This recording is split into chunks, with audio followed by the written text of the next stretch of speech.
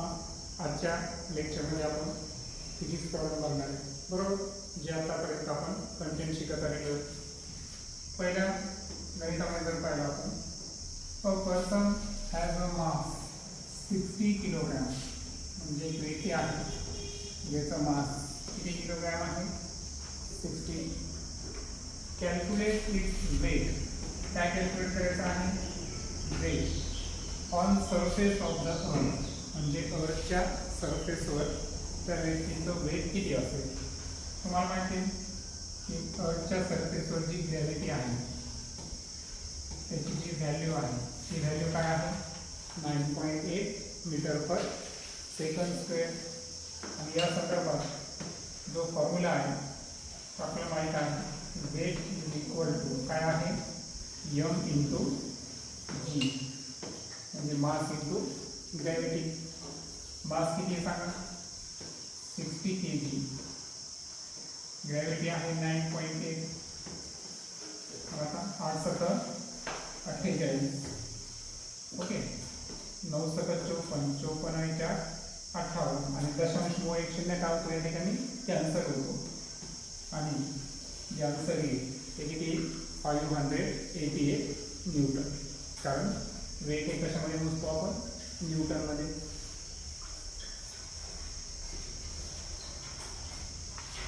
Second जे गणित आहे यामध्ये एक पर्सन आहे ज्याचा आपल्याला वेट दिला आहे.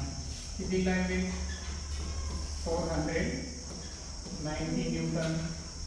कॅल्क्युलेट इट्स मास, मास आपल्याला कॅल्क्युलेट करायचा आहे. ग्रॅव्हिटीची व्हॅल्यू किती असणार, 9.8. त्यानंतर फॉर्म्युला आता आपण जो घेतला होता तो W इज इक्वल टू काय फॉर्म्युला आहे, m इंटू जी. पण यामध्ये मास करायचा असेल तर अपोजिट साईडला W आहे, वेट जी गुणाकारात आहे, अपोजिट साईडला गेल्यावर जाईल तो भागाकारात. सो वेट किती आहे, 490. त्यानंतर जी किती आहे, 9.8, बरोबर. आता यामध्ये काय करायचं की दशांश चिन्ह रिमूव्ह करण्यासाठी अंशामध्ये एक शून्य ऍड करायचं, ठीक आहे. सो एक शून्य ऍड केला, खाली काय येतं, 98, 49 एक 49, 49 दोन्ही 98, हे दोन शून्य ॲज इट इज. मग 2 100चे हाफ केले, किती येतात, 50. सो 50, आणि मास याचा येतं काय आहे, किलोग्रॅम. सो ज्या व्यक्तीचं वेट 490 न्यूटन होतं त्याचा मास किती ग्रॅम आलं, किती किलोग्रॅम, 50 किलोग्रॅम.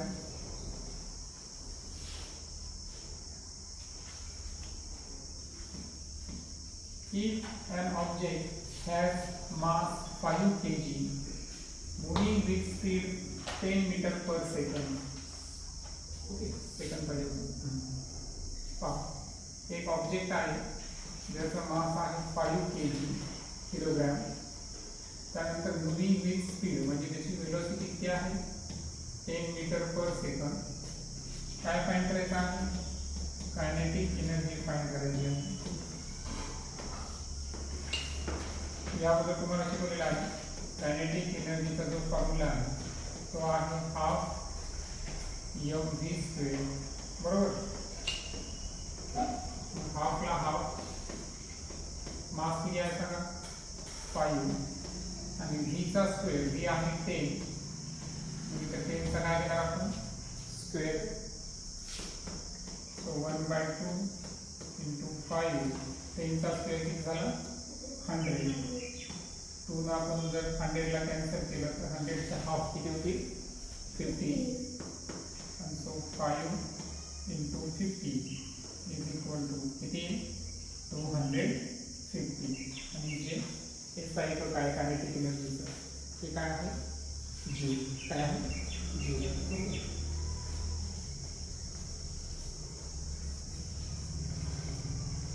चौथ्या गणितामध्ये पाहिलं ऑब्जेक्टची कायनेटिक एनर्जी दिली आपल्याला 75 जूल. किती आहे कायनेटिक एनर्जी, 75 जूल. मास आहे 6 किलोग्रॅम. आणि काय फाईंड करायची आहे? इट्स व्हेलॉसिटी, म्हणजे ती आपल्याला फाईंड करायचं आहे. सूत्र तेच आहे, कायनेटिक एनर्जी बरोबर हाफ mv स्क्वेअर. पण आता आपल्याला काढायचं काय आहे? व्ही काढायचं आहे. मग सूत्रामध्ये थोडासा बदल करू. सांगा, व्ही स्क्वेअर जर घ्यायचं असेल आपल्याला, हे दोन भागा करायचे, ते पुढे जाईल गुणाकारात कायनेटिक एनर्जी सोबत, आणि यम गुणाकारात आहे ते ऑपोजिट साईडला पुढे जाईल भागाकारात, बरोबर. मग आता 2 गुणिले कायनेटिक एनर्जी किती आहे? 75, 75 डिवायडेड बाय 6. 75 गुणिले 2 किती होतील? 150 भागिले 6 किती लागतं? 25. आता ही झाली व्ही स्क्वेअरची किंमत. कशी झाली? V square. तुम्हाला काय करायचं आहे? व्ही. तर 25चं काय घ्यावं लागेल आपल्याला? Square root. 25चं स्क्वेअर रूट किती आहे? 5. वेलोसिटीचं एकक आहे मीटर पर सेकंद. मग आन्सर काय? 5 मीटर पर सेकंद.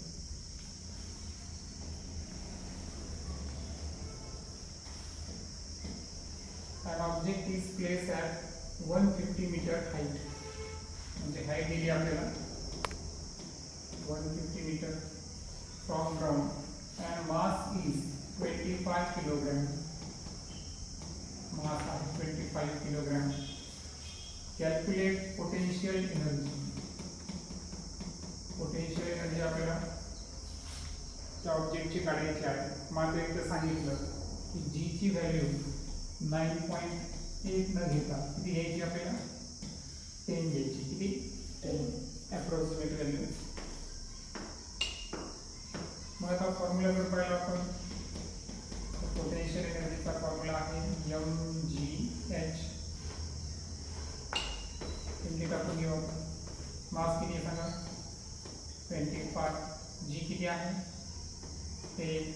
आणि हाईट किती आहे? 150. सो जेवढे 0 आहे तेवढे घेऊन टाकू अगोदर आपण, बरोबर.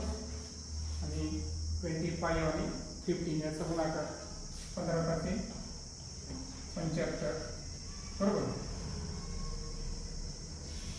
15 × 2 = 30. 30 आणि 7 = 37. म्हणजे आन्सर येईल ते जूलमध्ये घ्यावं लागेल. पोटेन्शियल एनर्जी किती आली? 37,500 जूल एवढी, बरोबर.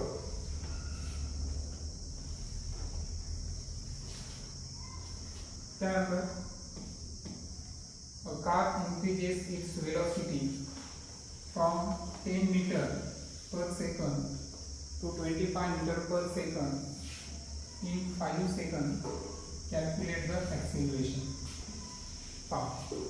कारची वेलोसिटी 10 पासून किती वाढली? 25. सुरुवातीच्या वेलोसिटीला काय म्हणतो आपण? u, initial velocity. नंतरच्या वेलोसिटीला काय म्हणतो?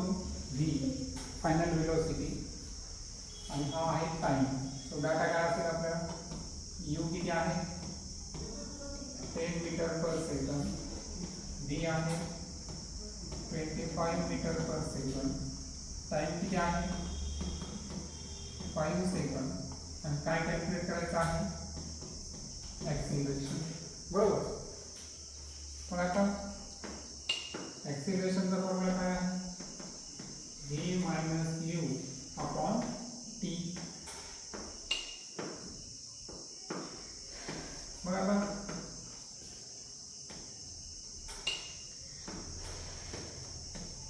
किती टाकू आपण? v ची किंमत किती आहे? 25 मायनस u किती आहे? 10. टाइम किती आहे? 5. सबट्रॅक्शन करा. 15 अपॉन 5. 5 3 = 15.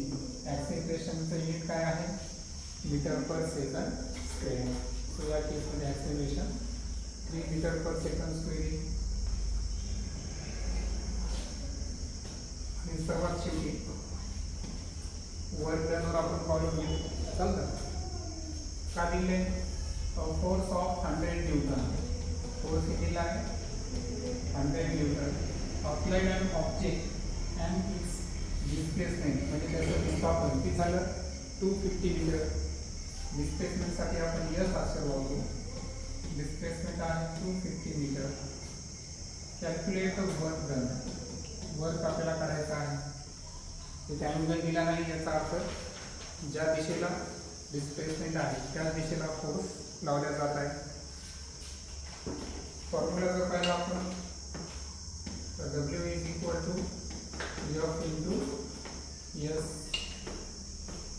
फोर्स किती आहे 100 न्यूटन डिस्प्लेसमेंट 250 शून्य किती लिहिलं 3 शून्य आहे ते 3 शून्य आपण ॲज इट इज लिहू 25 एकक 25 आता हे 25,000 जूल आहे ना त्याला 25 किलो जूल असं पण आपण लिहू शकतो